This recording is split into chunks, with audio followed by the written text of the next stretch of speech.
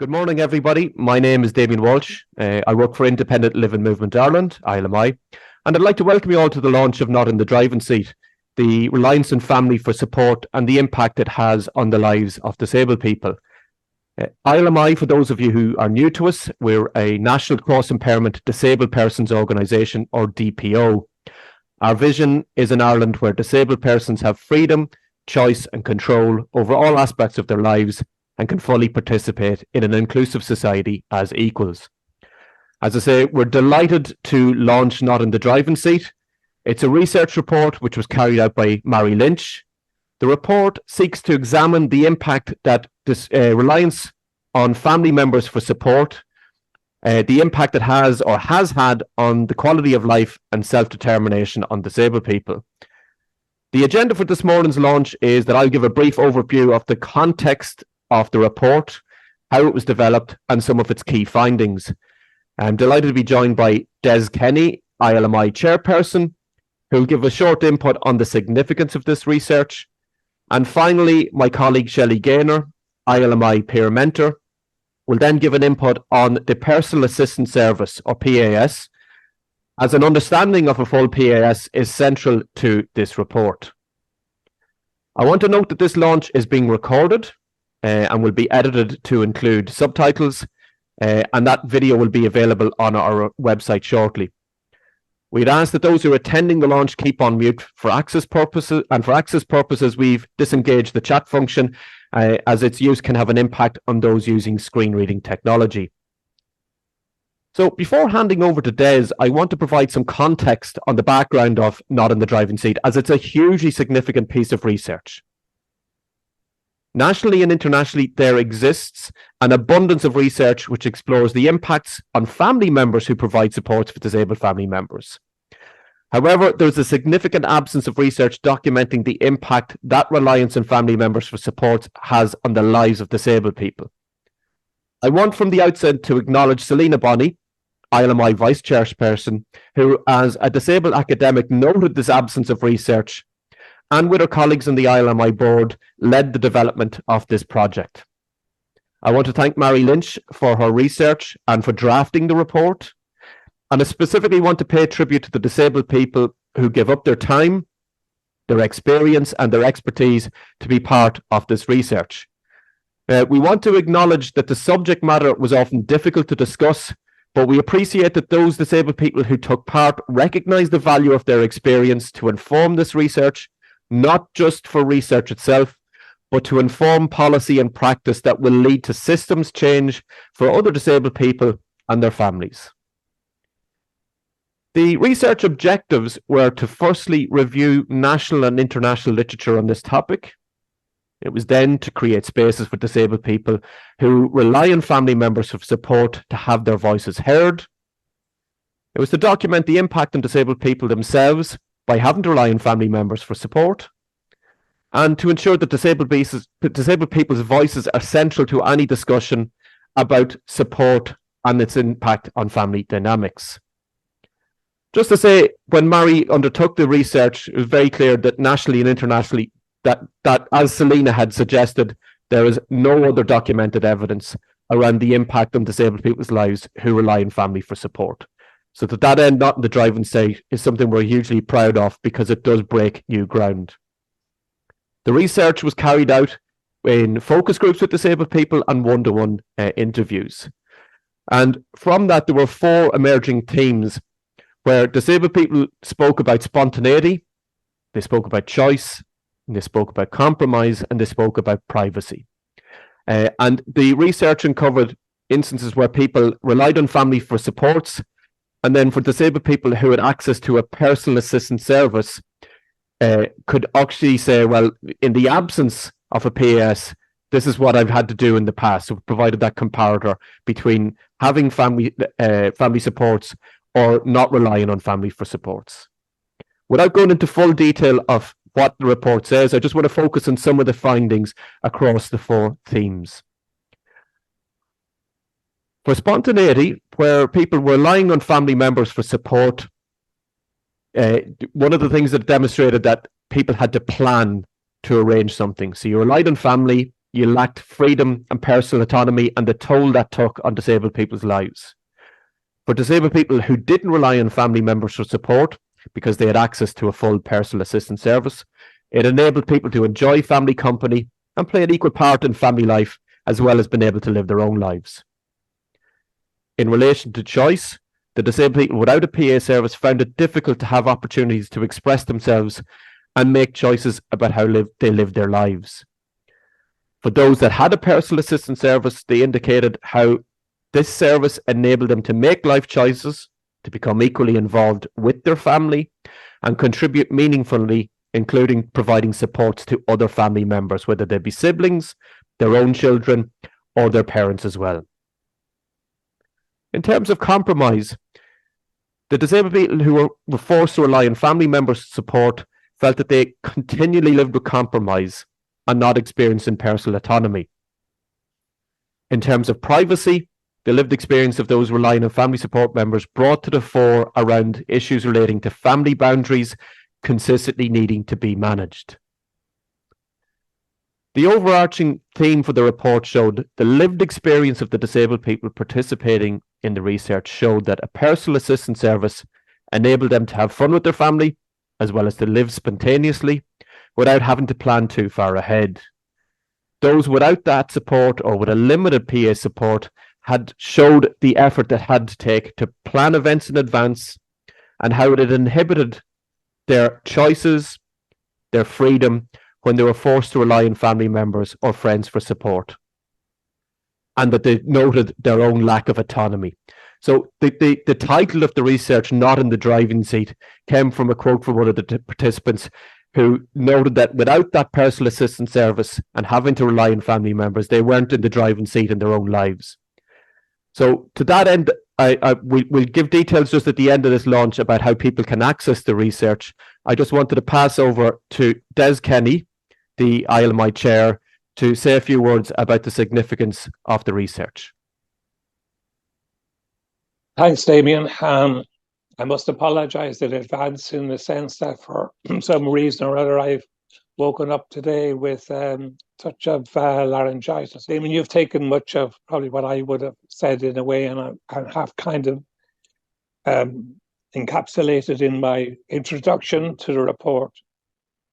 The report, to me, is significant in the sense it's fairly small and slender, but it's a bridge between two conversations, a conversation of us as disabled people about our independence and our rights for inclusion, and for our family members who look after family members at home, listening to their dialogue and listening in turn to the pattern of constraint on family relationships, which could be liberated in the same way as we disabled people can be liberated by a personal assistance service. Sometimes I think when family members look at us and say, "Oh, but you crowd are the well-advanced, included disabled people, and my brother, my sister, my spouse, won't achieve those particular heights." It's not about heights, it's about level of choice, about level of right, of level of participation. Not everybody wants to be the chief executive of ILMI, but they do want to be the family member with equal rights of sharing in that community of family, and don't want to feel that they are perceived publicly. They may not internally, but be perceived publicly as a burden on the family, because the dialogue, unfortunately, sometimes in advancing the need for support for family members who support disabled people, is represented in the media as we being a burden on their time, on their commitment, on their resources, but not really, as Damien indicated earlier. There's hardly any written report on, and this gives some expression to it, any report on the disabled members of the family, the extent to which they feel themselves to be not the burden of care, but the burden of relationship, the burden in which they want to be equal, they want to be the brother and sister, they want to be the spouse, they want to be the person who contributes to discussion, debate, all of the conversation of inclusion. And that's what the United Nations Convention on the Rights of People with Disability is all about. It's the right of disabled people to be included in society in all aspects of it, and to in what is designed and delivered. And really, if family members can come to share and look with disabled people and DPOs like ours and merge our collaboration on a similar expectation of right, of choice, and Damien mentioned the four pillars on which this is built: spontaneity, compromise, and compromise, and well, it'll come to me now. And those four pillars: choice, compromise, yes, that's what it is, and privacy. If we can build our lives as people, we all want our privacy. We all want to be able to do what Damien described there, to do spontaneous, the madcap things that you do when you get an idea and you can persuade someone to do it with you. And the PA service, which can be explained by Shelly, is a pathway, is a passport to doing all of those kind of things. So I'm running out of into croakiness now, but I'll conclude by saying this report, while slim, is a reaching out to build an alliance with people who share a common expectation and a common need to see disabled people as community members, as family members, as people in education, as people in employment, as having rights at the level of which they can participate and grow within their rights. Sometimes the ceiling and horizons of expectation can be very low when family members only look the extent to which they have to provide and work with disabled people on a daily basis. But if liberated, you can see that star rise and shine in huge expectation of their own growth. And what we are trying to do in this representation of need and shared common goals is to say, let the shining light of disability be something that brings happiness and moves it away from the burden of being something on family members. So that's me, Damien, through my croakiness and whatever. Des, appreciate you continuing to participate, even with the croakiness.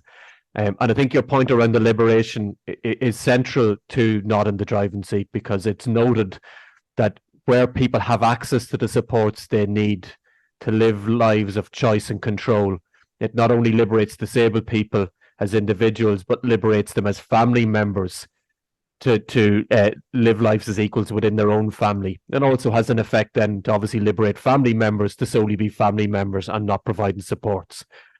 I just wanted to thank Des for his contribution as chair today, and now wanted to hand over to my colleague Shelly Gaynor, who's going to talk a little bit about the role of a personal assistance service and the impact that can and has on disabled people's lives. Thanks very much, Shelly. Thanks, Damien. So what is a PA? We're here today to talk about a report on a PA. So PA for lots of disabled people, and I speak as somebody that uses the PA service and that of a peer mentor. So PA is very, very unique in many ways.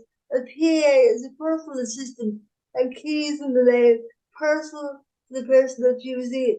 So a personal assistant to many disabled people, including myself, is an extension of one's arms and legs. So my PAs do what I can't physically do. It's very different than a carer, because they're not medically trained or they're not responsible. So the beauty of a PA is that a disabled person can live a life of their choosing. They can decide when to get up, they can decide when to go to bed. And that sounds so small and so minute, but for many disabled people simple things like what time to get up in the morning and what time to go to bed are taken away. So for many, many disabled people, a PA opens the world to them.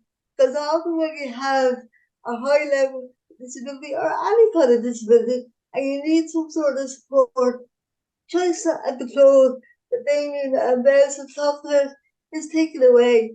People decide stuff for you. So when you have a PA, it opens the front door to the world because it enables people to work, go to college, have a life, have many disabled people are stuck indoors 24/7. So when you get a PA, it is liberating. I don't use that word kind of willy-nilly because it is true. Because when you're 16, 17, 18, and I started my journey at 18, and many disabled people do, that's when they leave secondary school and go on to college.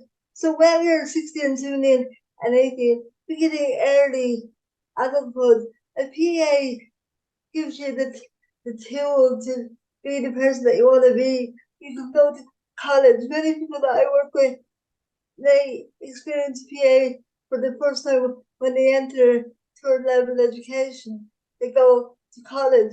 So that enables them to do what everyone takes for granted. Going to college is all about getting to know you as a person and getting to know your own identity. And it allows you to do everyday things, allows you to move away from home in some cases, allows you to have a life. For me and many disabled people, it also enables you to be a true family member, as David mentioned. It allows you to be that daughter, that niece, and like, because you have the support. Like many disabled people, like myself, live independently, and you know, simple little things. When you get a PA service and your level of disability is high, which many of us are, many of us don't have a high level, but we still need some support. So we need that extra pair of arms and legs.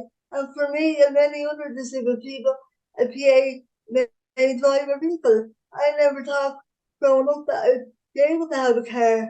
But because I have a PA service, I'm able to have a car. The PA drives on my behalf because again they're my arms and legs. But everything with the PA is very, very different than a carer because it enables the person to be put in the driving seat. I mean the name of the report is not in the driving seat. When you have a pure PA and you have adequate assistant hours there to live your life, you are put in the driving seat. And that's what's so unique about the PA service because it gives disabled people a choice, control, and freedom over their own lives. And in many ways, it gives us a level playing field that our non-disabled peers take for granted. I know, and many other people know, that their siblings don't have to think the same way. My sibling doesn't have to think the same way I have to think. He doesn't have to plan ahead. The guys talked about earlier on having to plan. When you have a PA service that meets your needs and you have the adequate supports that you need as a disabled person, that means that you potentially have support 24 hours a day. So that spontaneousness that many, many disabled people don't have because they don't have the support is given back. So in many ways our title is very apt, not in the driving seat. I believe when a person has a PA service, they're very much in control and very much in the driving seat. I may not drive myself, but I feel the car that is on my driveway now is very much my car, and I'm like a co-pilot when I'm in that car. I might be able to physically do it, but I know exactly where I have to go. I know how the mechanics of the car works. So it enables people with a disability to be in control of their lives. And that in itself is very, very liberating. If you've lived at home all your childhood and in many cases into your adulthood, when you're given a PA, it's like winning the lotto. It really is like winning the lotto. And people say to me all the time, oh yeah, but it's just like a carer. A PA service is anything but a carer, because a PA service enables the disabled person to be the real person that they are. Like simple things, when I'm talking to our members within ILMI, I'm told very simple but very meaningful things to our members. The PA might come in and the person might be able to dye their hair. That's a very simple thing for most non-disabled people to be able to do their hair the way they want it. But when you have a disability and you're constantly relying on family members, being the spontaneous and putting pink dye into your hair isn't a priority for maybe a family member. It's the priority maybe to get you up out of bed, potentially showered or put into a chair. But when you have a PA, you have a choice to do what you want to do for your day. So I've spoken to a couple of members and they've told me simple things like putting on clothes that they want to put on because it makes them feel the real person that they are. So they're able to dye their hair, they're able to go to the pub with their friend.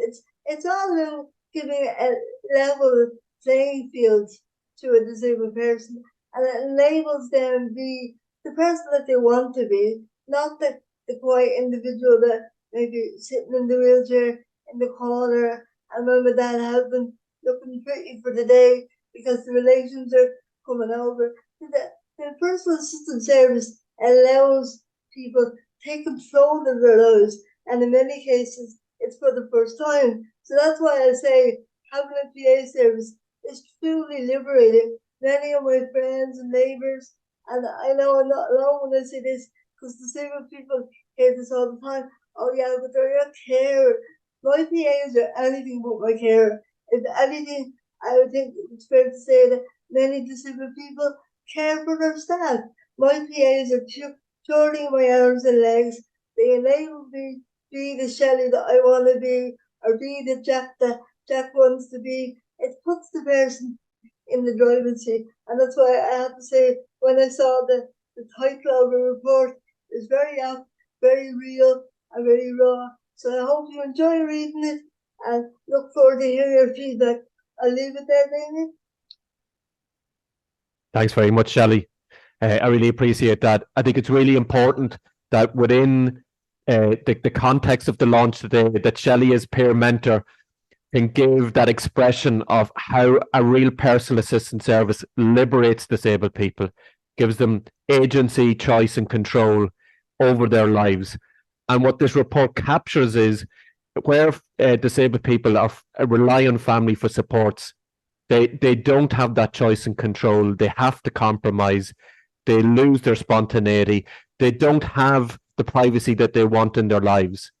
But ultimately, if we were to invest in a personal assistance service, it allows not only disabled people to have that choice and control over their lives, but gives them that choice and control within their family lives, and liberates not only the disabled person, but liberates people who, in the absence of state support that is led by disabled people's needs, often we family members are forced into roles to try and provide that support inside and outside the family home. So it's really important that at the core of this analysis from ILMI is the liberation of disabled people through personal assistance also has a positive impact on their dynamics within their family, and obviously for their siblings, for their partners and their children as well. I want to finish by again thanking Selina Bonnie for leading out the concept of undertaking this research, for Marie Lynch for carrying out the research on behalf of ILMI. I want to thank the participants who took part in the research. I'd like to thank Michael for providing ISL as part of the launch today. I just want to note that Not in the Driving Seat will be available on our website as of from today under our key publications. The website address is www.ilmi.ie. We will email a accessible MS Word version to anyone who's registered to this event, as well as a designed PDF. And if anyone requests a printed copy, those will be made available in due course. How we're going to use the report is that it's really important for politicians and policymakers to understand the findings within this. Ultimately, disabled people being back in the driving seat will require that investment in a full personal assistance service. So we will be sending it to policymakers and to politicians. And for those who are new to ILMI, would encourage you to get involved in those campaigns, and particularly our PAS Now campaign, which we've been running over the last number of years to define a personal assistance service, to invest in a personal assistance service, to promote a personal assistance service, and ultimately to legislate for a personal assistance service, that the liberatory effect that Shelly spoke about today becomes a reality for many, many disabled people who need that support inside and outside of their homes to participate in society as equals, becomes a reality for disabled people in Ireland. So thank you very much for your participation today, and hopefully people will take the findings of that report and bring it into life in their work within their own lives, within their own families, and within their own organisations, and by becoming a voice for how personal assistance can liberate disabled people and their families. Thank you so much.